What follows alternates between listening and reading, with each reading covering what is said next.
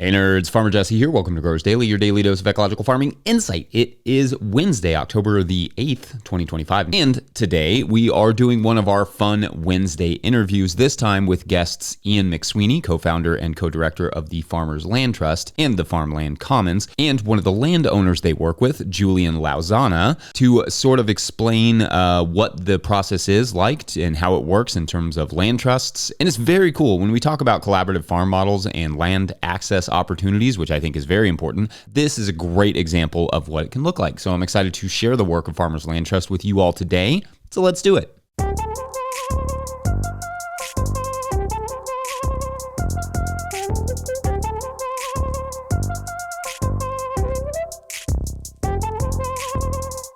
All right, Julian and Ian, welcome to the show. Thanks, Jesse. Thanks for having us, Jesse. Oh, yeah, and I'm super glad to have you. I'm very excited about this conversation because I think it's like, I don't know, this is just an interesting thing that's happening more in agriculture, and we're going to flesh that out a little bit. So I thought maybe we could just start with having each of you introduce yourselves individually. Like, let's just start with you, Ian. Why don't you just kick us off? Who are you and who are you representing? Yeah, happy to, Jesse. So yeah, I'm Ian McSweeney. I live in southern New Hampshire. I'm a dad, a father, son, a farmland owner that's long leased out our farm to local growers. And I, for 25 years now, have worked in farmland conservation, farmland ownership, stewardship, tenure work in philanthropy and nonprofit sectors, all to kind of help in that transition of farmland towards community ideals. Cool. And then Julian, why don't you give us a little introduction? All right, yeah. So I'm collaborating with Ian to bring about a farmland commons. I've been doing some land management. I own various parcels in Southwest Michigan and running them as community homesteads. So everything from work trade arrangements to, more formal leases. So I've been doing that since 2011. Grew up in an urban context, and right around that time made a deep dive into rural living. So I kind of jumped into the rural living without knowing much about it. I have no background in it. I do now, but I didn't when I started. I basically am working to increase density in these parcels to improve quality of life, so it's not so much work and so lonely. I think is really a state of farming now. With one person who's farming thousands of acres and in this massive tractor and working to have reasonable margins. So what I do is really not farming, but it's more community homesteading is the word I put on it. Yeah. Collaborating with the Farmers Land Trust. Yeah, and maybe I think we should introduce that a little bit. Maybe Ian, if you would, kind of introduce the Farmland Commons and kind of that, what those are. Yeah, happy to. So the Farmers Land Trust is a national nonprofit land trust that Christina Villan and I co-founded 2 years ago now. And we are primarily focused on bringing about this Farmland Commons model. This Farmland Commons model, is a community-centered, nonprofit landholding structure. And some of this, for me, comes from some past work where I collaborated to secure land and bring tenure to this Temple Wilton farm. That was one of the first two founding CSA farms in the U.S. in the modern movement. And they'd created a very viable, successful relationship with community that sustained and kind of helped grow and evolve their farm business in so many ways, but they didn't own the land they were on. And so I helped them acquire that land and bring it into a nonprofit ownership. And that point really stuck with me going forward, that if one of these two founding CSAs struggled with land tenure and land security, so many other farmers are too. So that piece on one hand. On the other hand, that farming requires farmland and farmers. It also really requires community to be resilient, and especially at times of transition, especially at times of growth and evolution.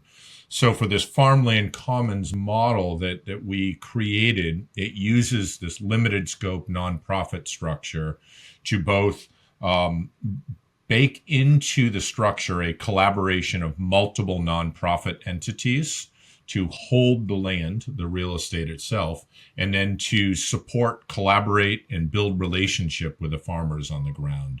So it's both getting at those challenges of farming can be lonely, and farming as a pursuit needs more than just the individual, it needs community. But it also gets at that piece of farmland is expensive. It's out of reach for so many. Farmland, even to transition from a successful farm to the next, is financially a huge challenge. So using a nonprofit vehicle allows donations, it allows philanthropic benefits to be utilized in ways that lowers that cost of entry for farmers, and it lowers the cost of long-term sustainable farm businesses being carried forward on the ground. So Christina and I created this Farmland Commons model. We've been cultivating, incubating conversations with community partners around the country that are farm landowners, farmers, nonprofits, and others that really want to see this model come to be. And so we have 7 different locations around the country. Southwest Michigan is one of them. We're also working in San Juan Islands in Washington State, the Driftless region in Wisconsin, Southeast Ohio, Baltimore, Maryland, Eastern Tennessee, and Southern Arizona. And so diverse group of people involved, diverse group of landscapes and communities, and all of it's developing that collaboration, developing that community to hold these shared goals around farming, farmland stewardship, management, and farm viability, and the connection, the relationships we hold. Julian, I'm curious, how you came to find this. It sounds like this kind of fits into your bio, like the things that you were talking about earlier, but how did this come about for you to be involved with this? Yeah. So it was at a biodynamic conference in Colorado, in fact, where I met Ian and Christina. And they had a breakout session that I attended, session that I attended, which was definitely inspiring, but it was really Christina's, I don't know if it was the plenary, but it was the grand finale of the conference. And it was the whole morning was queued up from some other impressive talks. And she literally had me in tears. I was with my daughters, and Me too. it was, it just hit home, a lot of the framework of how I've been doing things is very simple, but it doesn't get to the heart of, let's say, the problem. It just seemed like a way to more fully manifest what I've been trying with quite a bit of stress and, struggles in terms of that, just falling back into, well, it's try as I will to be equitable and distribute everything and be fair. And if it's one person who's on the deed, it just always comes back to people looking at me and looking for either guidance or that I'm the man. I'm like the guy who's in charge, and I don't always really want to be that guy. Interesting. So it kind of provided a framework for a sort of collaboration for you to more fully do what I've been doing already, and to do it in a context, in a framework that is more in alignment with the actual goal. A bit more complicated. So I'm really interested to see how it plays out and participate and be a part of a group process in many different ways. Yeah. In fact, I'm going to pause you there because that is something I want to talk about in the second segment is what the actual technical details of the involvement are. So we're going to take a quick break, and when we come back, we will do exactly that. So BRB. Farmer Claire Coleman here from the Winter Growers Podcast. Did you know that I also founded Real Farmer Care, a nonprofit that supports farmer well-being?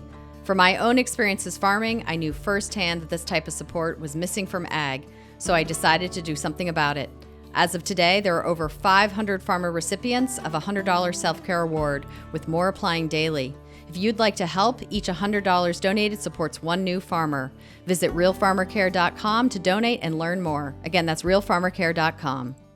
All right, so first, Ian, tell us, how landowners get involved with, the farmland commons. Like, what is the technical path to that? Sure, really. Well, and to expand a little bit, all of our work is taking place where we are invited into this work. So, we connect with people, build relationship, and then there's some alignment there. There's some kind of belief that shared work is better. And so we're asked into collaboration in these different places. And so for us, that invitation comes from many different sources. It can come from farmers who are needing land or not having enough land or not having land security and needing that land security to operate their business or grow their business in different ways. It comes from organizations, nonprofits, land trusts, others that talk about land access for farmers, talk about the transition of farmland, and now tangibly want to do something about it beyond the talk. And it comes from landowners. And landowners are really kind of two groups generally. One are those that are farming the land they're on, and those are really split into two groups, interestingly, in our work right now at least. One is like the elder farmer who has been on the ground for decades or generations and cares deeply about the land and does not want to leave the land and can't farm anymore, or sees the future where they are not able to farm. And so many of them don't want to leave the farm at all. We have this one project in the San Juan Islands in Washington where the farm couple is retaining a life estate. They're going to live out in the house until they pass away. They're then retaining the right to be buried on the farm. Like, they don't want to leave this land. And what they want to do is be part of the land long into the future. And they want this land to continue to be stewarded and continue to grow in the ways that they've set the foundation. Like, they took a piece of raw land and developed a biodynamic homestead and have operated that for 50 years. And their hope is that someone's going to carry that forward with the same heart and intentions they did. And so there's that group of farmers that are elder and want to see what they've done continue. There's also younger farmers. We have a farmer who's 28 years old who just recently acquired his farm, and he's seen many of his mentors and elders who he gets his rootstock for his food forest production. Their farms have been lost. Like, they pass away or a life event happens, the farm has to be sold. The first thing that happens are these trees are cut, soil is plowed up, bagged, sold at Home Depot. He doesn't want to put a life into something knowing that might be the future for it. So he, at 28 years old, is donating his farm in because he wants peace of mind and security that what he's going to spend his life doing has a future beyond him. And there's others, that community, who will care for it as he did, both care for the land and care for the relationships of who will be the next steward there. So there's those farming landowners, and then there's the kind of deeply caring, deeply connected landowners like Julian, who have farmed, who have stewarded land, who have brought together land for community efforts, for, saving farms that might have been developed or lost from farming in different ways, and wanting to bring people into the fold to be part of the wealth of the land. And yet, like, sees a need for greater structure, sees a need for deeper collaboration or more collaboration, or there's something that really tunes them into the model where they see they can go further in relationship and collaboration to continue to carry forward the vision and goals they have. And so by moving their land in to a farmland commons, they're trading the ownership for relationships and broader community in ways that just allow that work to continue. Julian, can you talk a little bit about that process, what that process has been like on a more technical front? Like, if you're a farm if you're a landowner, farm owner right now, and you're looking at this, like maybe, and I love the thing about farm succession. I think that's a really interesting note, thinking about people who don't want to see their land, don't necessarily have an heir, but don't want to see their land, go into, another housing complex or something. So I appreciate that side. But can you talk a little bit about the sort of technical side there, Julian? I've got 2 properties in Kalamazoo, one in Bangor, which was my first when I moved back to the area, and one here in South Haven. So the order was the Bangor place in 2011, then Kalamazoo, which are like suburban, densely planted suburban lots where the neighbors complain because there's food and medicine growing everywhere. And I'm like, which plant is a pest? Tell me, and I'll tell you what I'm using it for. So they haven't got me on anything yet. But and then this South Haven place is like a full-on farm production site. So within those, the Bangor property is the one that is going into the Farmland Commons. The other ones, over time, will likely go in there as well. And the South Haven place is large enough to most likely subdivide into a few lots, and then determining what makes sense in terms of utilizing the equipment, the food production equipment for all of those properties on site here. So as a kind of a food hub to produce a lot of value-added foods for the winter. The technical aspect of it, I'm working with a real estate lawyer here in Michigan. And it should be next week where the deed is actually going to be transferred to Farmers Land Trust. And then from there, we will begin the process of getting the board, getting it into the 501c25, if I have it correct. So that's a process which certainly Ian and Christina can speak to more eloquently than I am. But at that point, I'm actually like handing the deed off as a gift to the Farmers Land Trust. So I'm really putting my trust in them. They can do what they want at this point. It's an act of trust because I believe in what they're doing. But you'll be, just in terms of that trust part, you said that you would be creating a 501c25, and maybe you can speak to this, Ian. What would the landowner's involvement be, or could it be, in this situation where you're transitioning it to a 501c25, and then they are basically starting like a nonprofit that they are become a part of the board? Like, can you talk a little bit about that? Totally, yeah, and really, there's many different ways this can play out. So it's really, specific to the people involved and their goals of staying involved, engaging or not. And we have people on different sides of the spectrum of that, really in part because everyone's different, and in part because our goal is to show this model can work differently with different people. But, specific to our work together, Julian and I and Christina and everyone else involved is that, so we met, we developed a relationship. We've been exploring kind of what a transition of land might look like. And so that's part of the technical, is that just the real estate transition of ownership from private property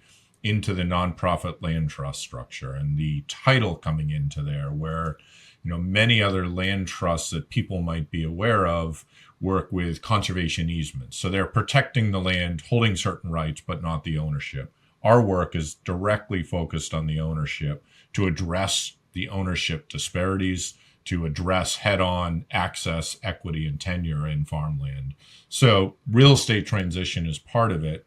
But then the bigger kind of part that, Julian, you're just touching on is that community collaboration, and that you asked about, Jesse, is that, right, for Julian, he is intimately involved now and will continue to be and wants to be. Some people don't want to be, but really, so for Julian, it's Julian and myself and Christina and others finding the right appropriate nonprofit partners, at least 2 other nonprofits, to join the Farmers Land Trust, to come together and use the resources. We have template bylaws and lease and management plans and everything on our website now. We start with those as a template baseline. So we bring together relationship of nonprofits, and Julian is landowner, gifter. And we use the template bylaws and shared agreements to develop what's appropriate for that community, for the people involved, and what's legally sound in the state we're operating in, because there's great state differences in lease and ownership structures. So we work through that process. That is generally a virtual process where we meet virtually for conversations. We're working in a Google Doc to update these templates, getting them to the point that our in-state attorney supporting this can then incorporate the structure. And that structure, the 501c25, first is incorporated as a state entity wherever it's operating. So in Michigan, we will incorporate a nonprofit entity. And then from there, we file for IRS 501c25 status. That's a federal designation. So it's a two-step process, state to state. Some states are quite quick in that state incorporation. Federally, IRS can take some time. Some people have experience of a few months to get nonprofit designated at the federal level. Some people have a year plus. So it's somewhat of that wait time is an unknown. But really, it does take a fair amount of time to bring together those people, organizations, and to work through these documents, in part to get the documents just right to meet everyone's needs, but in a bigger part that these documents and the reading them together, that the working through them together helps to kind of build or strengthen those shared values and vision. And so, they're updated to meet the needs of the people on the ground, but in reading and talking through them, it gets us all on the same page. And in doing that, we're creating this entity that includes all of our values and visions. And then once that entity is created, the land transfers from us, the Farmers Land Trust, or in some cases, another land trust, 501c3 that first takes in the land, transfers from that 501c3 that's part of the structure into that local 501c25.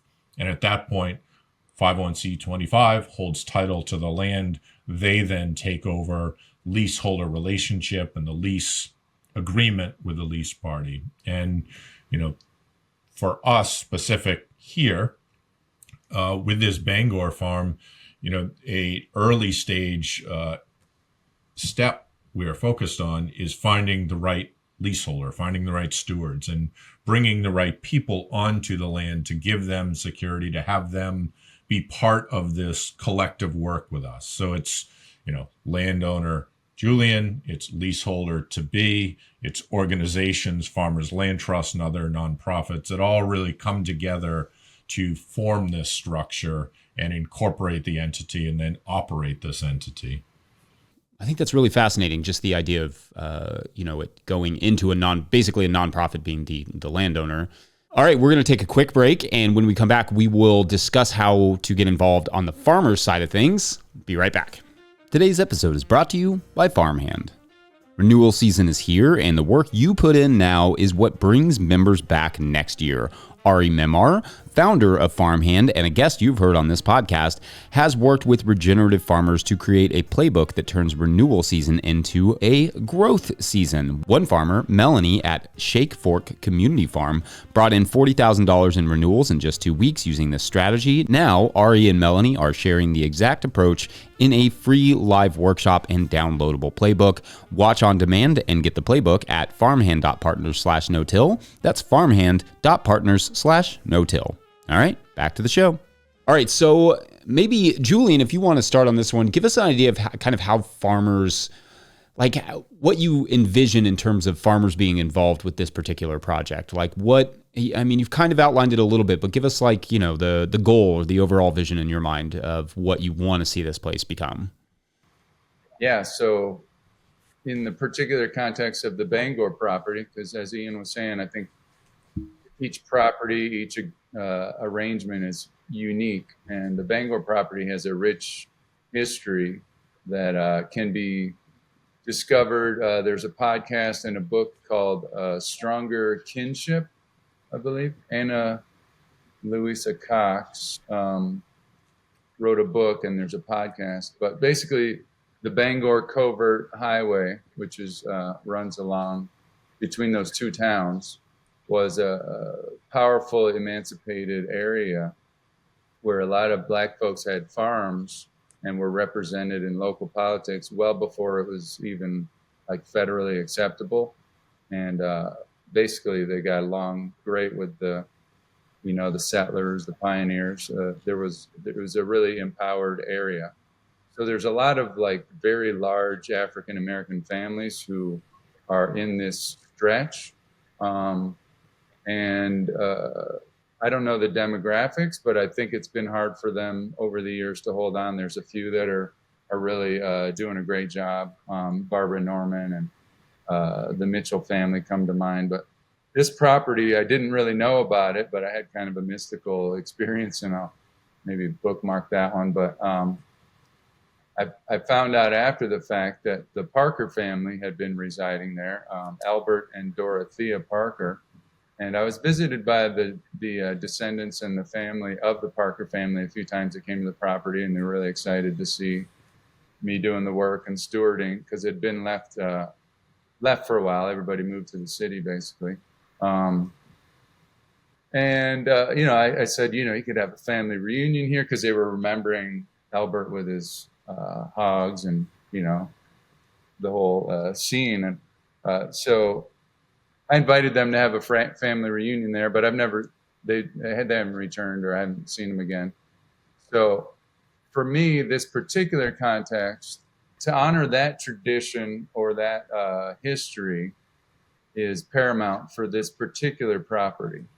And I think we all resonate on that, Ian, Christina, and myself. So that's almost a non-negotiable, basically to focus on people within the community, African-American folks who are interested in taking up. It's not really a traditional farm. There's food and medicine all over the property, but it's not like an open field that's tilled and everything. So somebody who would want a particular type of food forestry kind of arrangement. There are places for gardens and stuff, but for me, that property is calling for that particular alignment. So that's where my wishes are with it, and to collaborate with them on the food production side and then the events. It's a really a magical, almost like a retreat from the people who have come from the urban environment. When they arrive, it's like it's a healing kind of process to even a weekend to come and learn about the plants, and then again take back some food and medicine to the city, or to potentially become a land steward. Ian, maybe you can get us into the technical details of like becoming a land steward in this regard. Like the board finds a farmer or a land steward of some sort that is interested, or vice versa. Maybe the land steward finds the commons. How do they get involved in, or is there, I'm assuming there's several different paths to that, but can you kind of, illuminate that a little bit for us? Yeah, fully. So, right. There are several different paths. Sometimes we are without a farmer, and we're putting out a request for proposals to find farmers, and then people are applying, and there's a committee to vet those applicants, and then a decision-making process happens. And that happened with our work in Ohio, where it was almost a year-long process to, advertise for, take in interest, select who is the best fit, and then make that decision. So that's one end of the spectrum of that kind of more public side. The other end would more be that, right, farmer steward finds this work, or that we find them through relationships. And that plays out in a few different ways, but more broadly, this Farmland Commons model for us, and that collaboration of multiple nonprofits, part of the reason for that collaboration is that we believe there's benefits to local and regional and national, that it should not be a binary choice of local or national, or, how can they work together? So with multiple nonprofits involved, we're baking in a national nonprofit like us, the Farmers Land Trust, with local nonprofits and regional nonprofits. So through that, farmers and others hear about this work, some from local nonprofits through the relationships they have and events or activities they might engage in where they come in contact with people involved with one of these farmland commons. Other times it's through national outreach that we do, like a podcast like this. Like people will hear this all over the country and might be inspired and then want to learn more. And they go to our website and then they learn about the project and then they reach out and contact us that way. And so that's a big part of it. The other part, like because we're a national organization and we work all around the country, like we have these networks of relationships in farm communities across the country that from present work now with the Farmland Commons and prior work done, we, Christina and I, will have created these commons in 19 different states across the country over the last 6 years. So, and it's land, it's people, and it's community. So we have community relationships across the country in different ways. So we can reach out to those relationships and share the opportunities for leaseholding farmers, opportunities for nonprofits to get involved. Like we can kind of cultivate interest from our network of relationships and bring people into the fold. But then ultimately, like a farmer or steward is interested, like the initial details are on our website. The template documents provide the lease template, starting point, the management plan template. So they can look at those and see like some of the general kind of values and structure and agreements that are going to be in place, and then know that they will be part of creating the final version of that. So, many farmers, stewards, they find out about the model in some way, they look online, dig into some of the details, they then just reach out,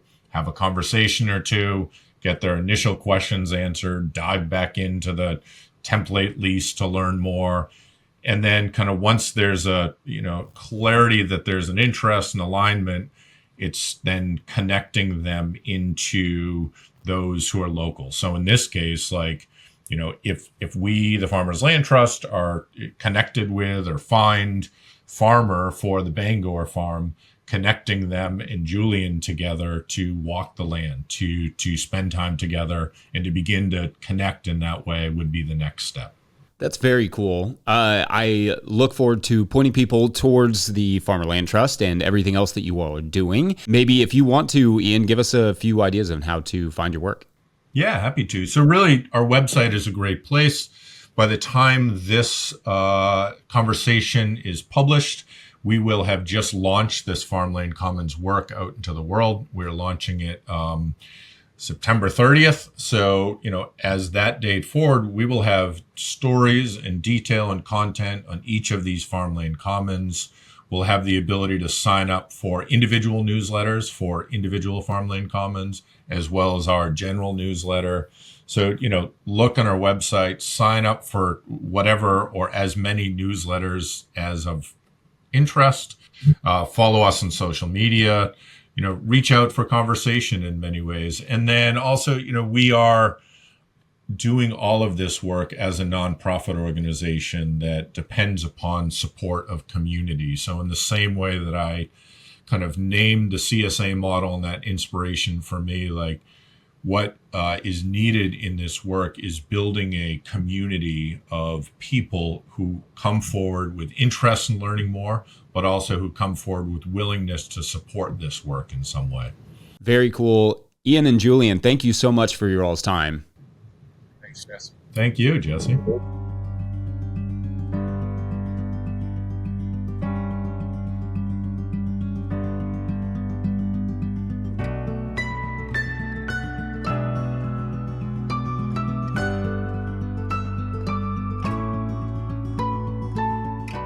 All right, I hope you all enjoyed that interview. We will put all the relevant links in the show notes for how to find both the work of the Farmers Land Trust and Farmland Commons, plus Julian's project, Earth and Heart Farmland Commons in the show notes. Otherwise, that is it for this Wednesday. Don't forget, No-Till Growers is now officially a nonprofit 501c3, so donations are tax deductible and greatly appreciated. Please make sure to like and subscribe and or follow wherever you're getting this podcast. That's an easy way to help us out. Enormous thank you to all of our show sponsors, and if you'd ever like to sponsor the show, you can reach out to Farmer Michelle at notillgrowers.com. Huge shouts to Willie Breeding for the theme music and Mike Hilbert for the production help and editing. Also, shouts to Epidemic Sound for the background music that you can hear. I feel like I'm going to get a drink of water while you hear it. Pick up a hat or a copy of my book, The Living Soil Handbook, at notillgrowers.com to support our work. Big thank you to everyone over at patreon.com/notillgrowers, where at a certain level, or if you just bump up from one level to another, or you sign up in the month of October, you get a shout out in the show. So big shout outs today to our earthworms from last month, Catherine Brady and Chapman Beekman. Still loves it. That's the bounciest name I think we have. So shouts to them for keeping this story going this week. As you will recall, yesterday, our heroine, Mary Ann, spent her first day on the boat trying to figure out what was going on and how it worked, and it failed. So eventually, she just kind of finally ran out of energy and fell asleep. The next morning, there's another passenger, another woman, and soon Mary Ann learns another water hater.